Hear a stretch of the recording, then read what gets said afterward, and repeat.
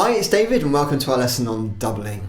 Doubling is a really useful technique for calculating things really quickly, so let's get started. Once upon a time there was an emperor called Emperor Empty Head, and he had a daughter called Esmeralda. And one day Esmeralda was kidnapped. Dun dun dun! But fortunately, our brave young hero, Harry the Hoplite, went off to rescue Esmeralda and brought her back to the palace. The Emperor was so pleased to have his daughter back and so pleased with Harry the Hoplite that he offered him a reward. He said, "Thank you so much for returning my daughter. How could I ever repay you?" Well, Harry the Hoplite fortunately wasn't just a brave, strong warrior, he was also very clever. He'd gone to school and learnt maths, and now he was going to use it to his advantage. This is what he said.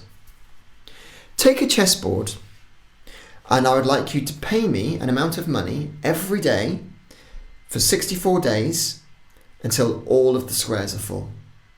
On the first day, I'd like you to pay me £1. Hang on a minute. That can't be a true story. They never had pound coins in Greek times. It's all right. Goodness me. Never let the truth get in the way of a good story. Anyway, as I was saying, on day 1, pay me £1. On day 2, pay me £2. On day 3, pay me £4. Every day, pay me twice as much as the day before, until all 64 squares are full." Now the Emperor, who loved money almost as much as his daughter, thought about this for a moment. That doesn't seem like a lot of money for the return of my daughter. It's a deal.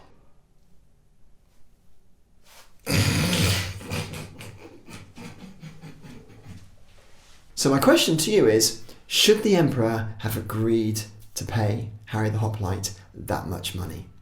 So what's going to happen now is Emperor Empty Head is going to do a comedy dance, which I'd like you to pause at any moment, head off and answer the problem for 5 minutes. You don't have to complete the problem, just have a go at it, see how far you get in 5 minutes. Use all the apparatus you've got at your disposal, although you're probably going to run out pretty quickly.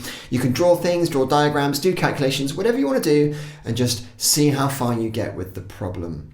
Doesn't matter how easy or hard you find it, work on it for 5 minutes and then stop and come back to the video, and then I'm going to give you some hints and tips. Good luck, see you in a bit.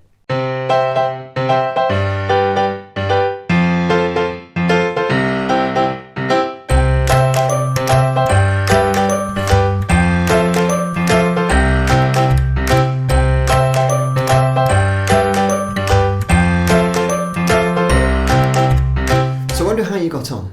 I'm going to give you some hints and tips now about how you can double numbers, which will help you to solve the problem. Here we go. So the first thing you have to realise is when you're doubling a number, then you will have twice as much as you had before. In other words, you'll have the same amount again. So we started with 1 coin and we doubled it. So on the following day, we would get 2 coins. The next day, we double that again, which means we need the same amount again. So we need another 2 coins.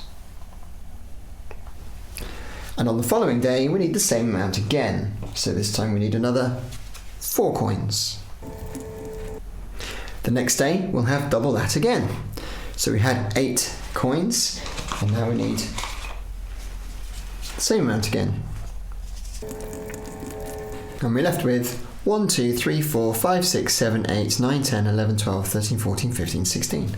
Now at this rate, we're going to very rapidly run out of coins. But there's something we can do to make it easier to represent.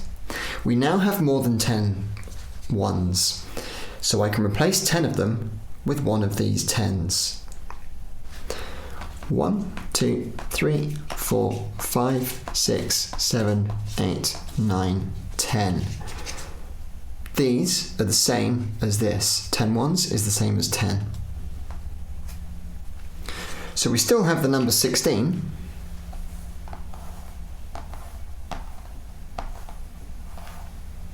(10, 11, 12, 13, 14, 15, 16). But it looks different. It's the same number, but it's represented differently. Now we're going to double 16, so we need the same amount again. So we had one of these before, so we need another one. We had 6 of those, so we need another 6.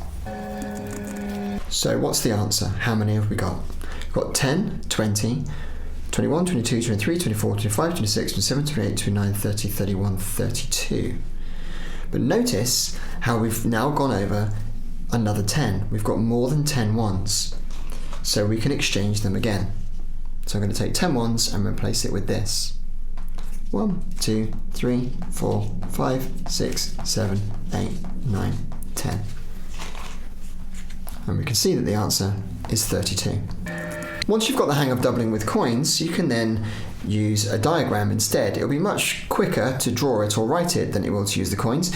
Use the coins in the early stages as you're getting to visualize how to do the calculation, but once you get familiar with it, there's a quicker way. So we're starting with 32, which is written as 30 and 2. We're going to double 30, which will give us 60, and then we're going to double 2, which will give us 4, so the answer will be 64. You don't have to use expanded diagram, there's a slightly quicker way of doing it. And that is we can just draw the line straight from the 30 and double that to 60. Do a line from the 2, double that to 4, and that equals 64. But if you are going to do it this way, then make sure you're saying that this number is 30 and not 3. This number is in the tens column, so you need to say double 30 is 60. Otherwise you might have a problem with your place value. Now we're going to double 64. We will need the same amount again, so we need 6 tens and another 4 ones. Now let's have a look at our answer. We started with 64.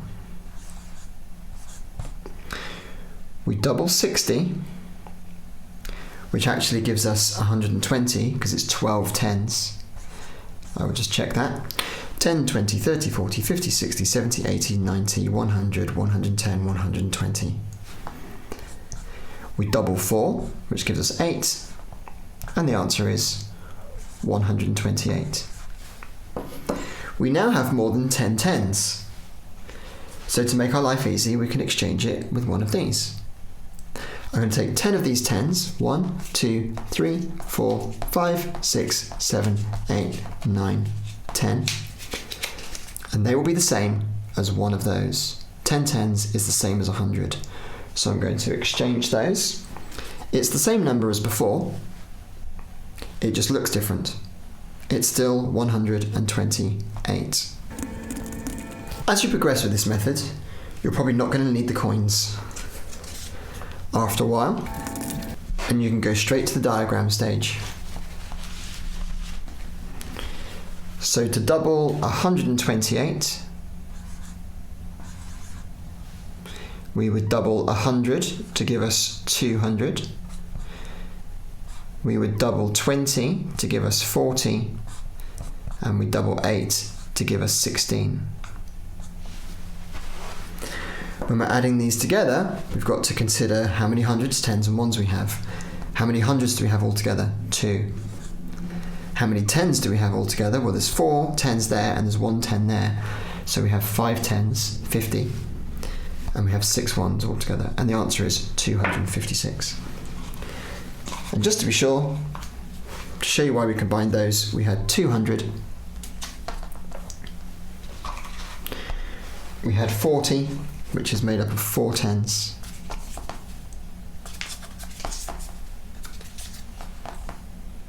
and we had 16, which is made up of 1 10,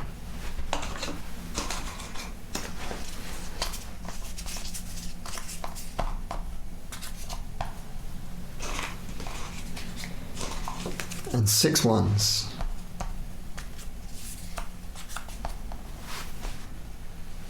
We need all the tens in the same column, so we move that one across. And now you can see the answer is 256. And that is how you double numbers. By all means, use the apparatus as much as you possibly like. The more you use it, the quicker you will learn it and the more you consolidate your learning. But once you can visualize it, then you can stick to the diagram to make it quicker for yourself. So now I've given you some hints and tips. Let's practice doubling numbers so you can solve the problem really easily.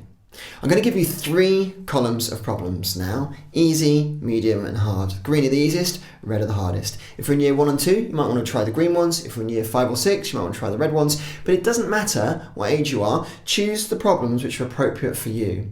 If they're too easy, you're not going to learn anything. And if they're too hard, you're just going to get frustrated. So pick the problems that are going to be a good challenge for you, that you're going to enjoy doing, but you know that you're going to succeed at as well.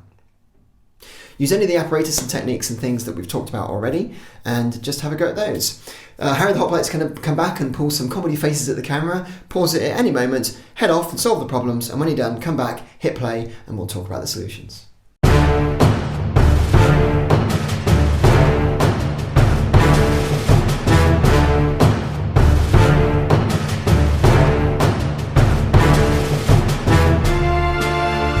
So well done for solving the problems. We're now going to talk about the solutions. Let's get started. The first thing to say about this section on giving you the solutions is that you only need to look at the solutions for the questions that you attempted.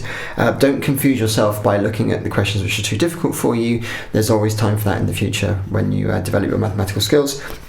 You just need to look for the ones which are relevant to you. So if you see me writing in green,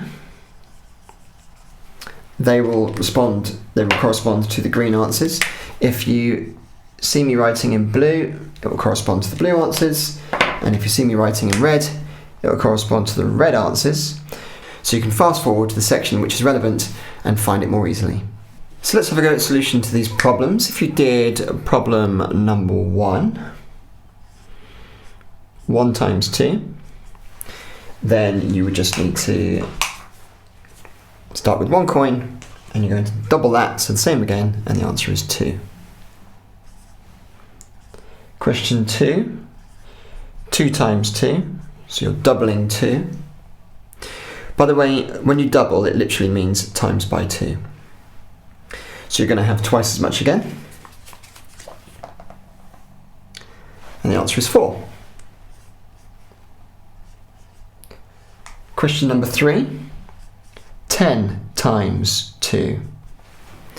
Now to do this, you could have 10 of these coins and find twice as many, but it would be easier just to have 1 of those coins to begin with and double that. So you have 2 10 coins, so that is 20.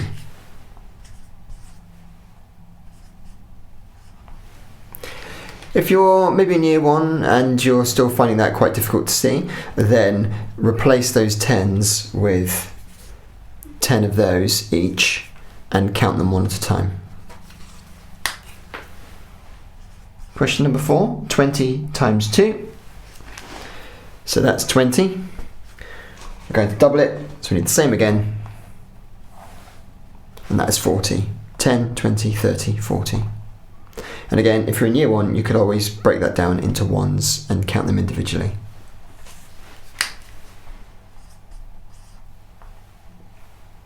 Number 5, 12 times 2. So now we have to realise that 12 is made up of a 10 and a 2. That's the number 12, that's your tens column, and that's your units column, also known as ones. We're going to double that, so we need another one of those, another 2 of those, so the answer is 24.